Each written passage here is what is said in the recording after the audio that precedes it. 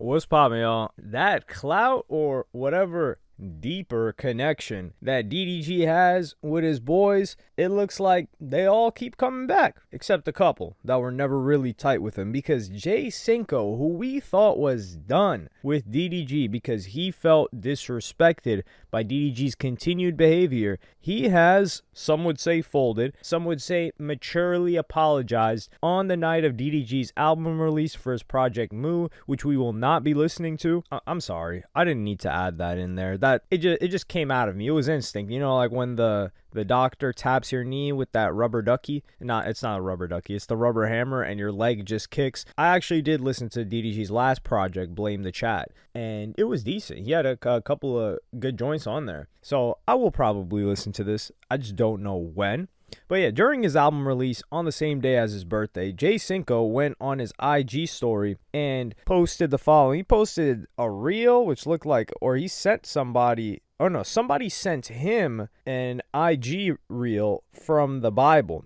And it says Uncle George. And it says something along the lines of, is it possible to love God and hate your fellow man? John 1, 4:20-21. All my Bible studiers, let me know what it is about that verse in particular. But it's highlighted, and what we're really concerned about is Cinco's response to it. And he says in his IG story, sometimes we say and do things out of hurt and anger, but if we truly believe in God like we say we do, we would learn to forgive and grow. 100 emoji. I always love how people just add the 100 emoji on something like this. It just looks so out of place to me.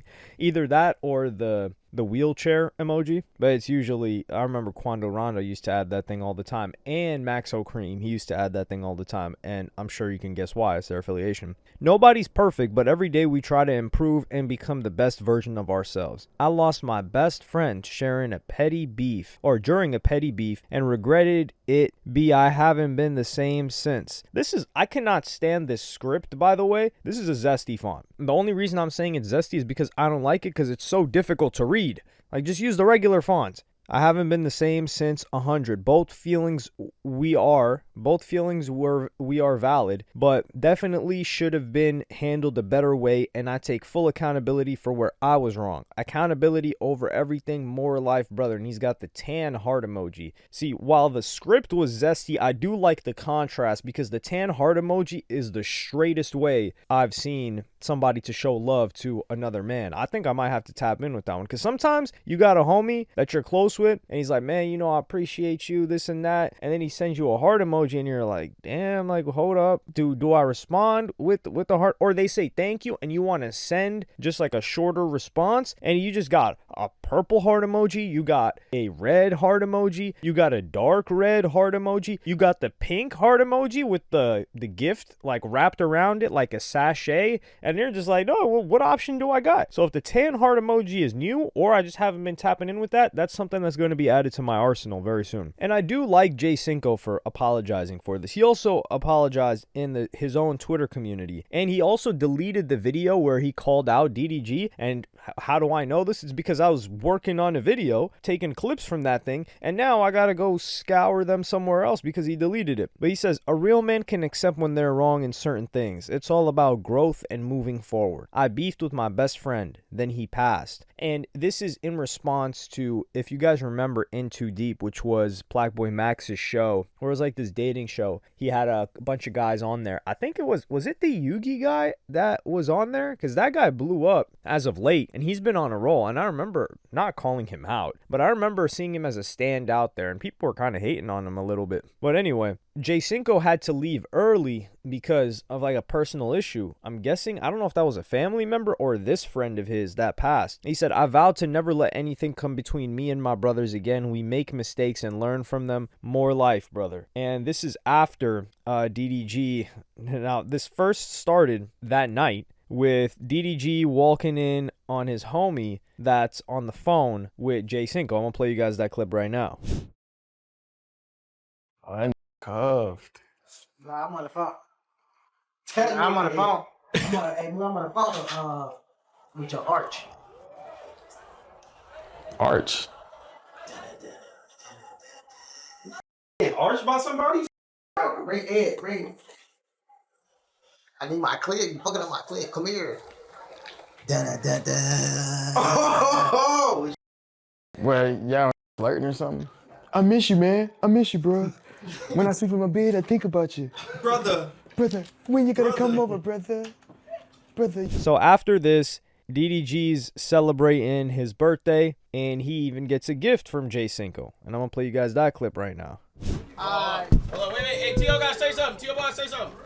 First off, I'm gonna say happy birthday. I love you, cousin. This is a gift from Cinco, man. Gift from Cinco? That's from Cinco. Yeah, help him W Cinco. W Cinco in the chat, man.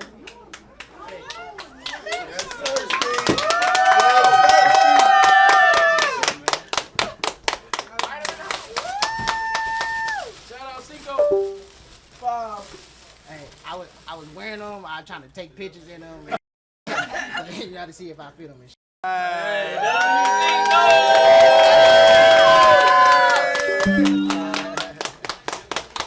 Appreciate it, bro.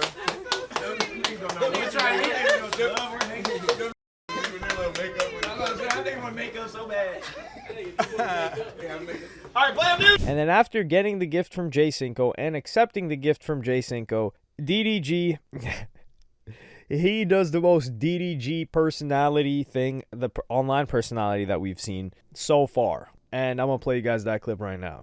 But it is certain things that was said on the internet that makes me still feel some type of way. But at the end of the day, I don't hold grudges, and I'm not really tripping like that. You feel me? But, in order for me to even see Cinco or like shake hands or whatever, I have to beat him in something. I don't know what it's going to be. Rap battle. Basketball, Rap battle. I don't want to rap battle. No. Nah. So what do you want to do? It's too much younger. So what do you want to do? I want to shoot that. I want to shoot that. Hey, we paintball 1v1. I'm headshotting you, Cinco. 1v1 paintball, nigga. Headshotting you, nigga. And I get an automatic. You get a single shot. My cousin got it. Serious? Come on, man. This is psychotic. Like, if somebody's got that type of personality where it's like, yo, even if I lost 50 times, we got to run it back the last time and I can't leave until I win at something, which is what it sounds like DDG is like here, then you got to you got to stay away from that person. That person is psychotic because they're only going to talk about the time that they won too and disregard all of the other ones. And it's like, yo, what the hell?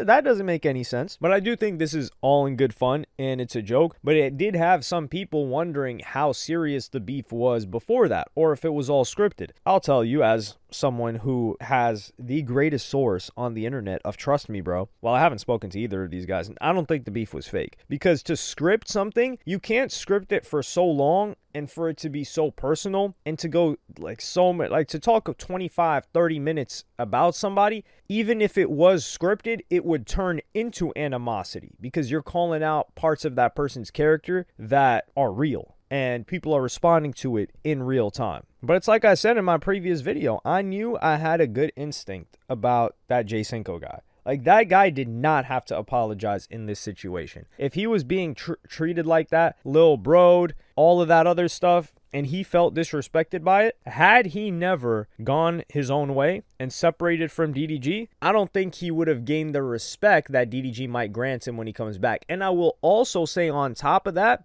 respect to DDG for not really holding grudges against people. DDG is usually willing to patch things up. And like I've said before, DDG is a generous guy. When it comes to helping people out, putting people on, and he doesn't even say it that much. Like, he doesn't say, oh, I put this, like, he put Wendy Ortiz on, dog. He put who else on? I mean, we're not going to talk about family because that's family. But, for instance, India Love. He put India Love back on the map. And he's not out there saying, oh, I put India on. He's not the one. Now, he may do that behind the scenes, but I think he just pulls that out as a last-ditch effort when someone says something about him or says that or demonstrates to DDG that they are ungrateful or unappreciative of what he's done for them. Some people tried to make fun of Cinco and said his average numbers on Twitch were dropping. That's why he had to get back in the good graces of DDG. And I don't believe that to be true. Part of the reason is if we just look at the average viewer count. that he had in the 2 days that he streamed after this drama where they hated each other, right? He averaged 2,676 viewers on October 7th, and then October 8th, it was 1,500. And I think this varies based on what streams he's doing, because keep in mind, he's the founder or popularized the whole sharking thing, which I think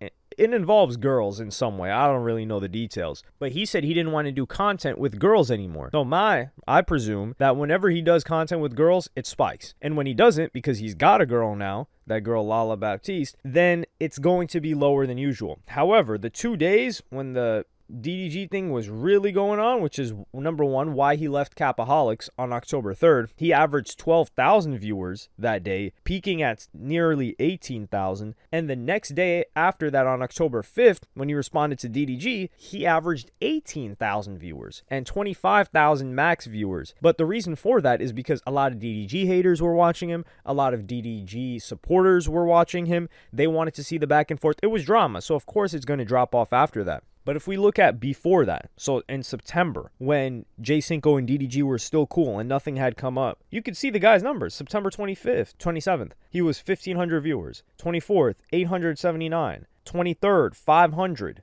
21st, 3,000, but that was like a premiere. And you just go on and on. You could scroll. He's got 2K with the Capaholics at the Youngboy concert, 700. So the guy usually averages on his own less than 1,000. I would say. Nobody else involved. And that's not to knock the guy's viewership whatsoever. I think less than or over 500 viewers is a lot to keep watching you live. But the reason why I point it out is to say, number one, no, the guy's numbers weren't falling off, and that's why he went back and apologized to DDG. If anything, those two streams, even after the one that were 18,000, was higher than what he averaged in September for the most part. I just am surprised by the ratio of clips that we see of Cinco and how recognizable his name has become in the past 6 months and the viewership. I feel like just off of the feeling of seeing Cinco everywhere, or what it feels like everywhere, he should be averaging at least 3,000, 4,000, right? Like that Cinna girl. We see that Cinna girl everywhere. She averages, I think, at least 4,000. Same thing with that Emily something, the Asian Emily girl, Extra Emily. She averages several thousand at least, and that seems to be in proportion with the clips we see of her. But this guy, he's averaging so much less, and there are a lot of other people like this. DDG, I think the proportion is correct. The guy's averaging, 10, 15 plus thousand?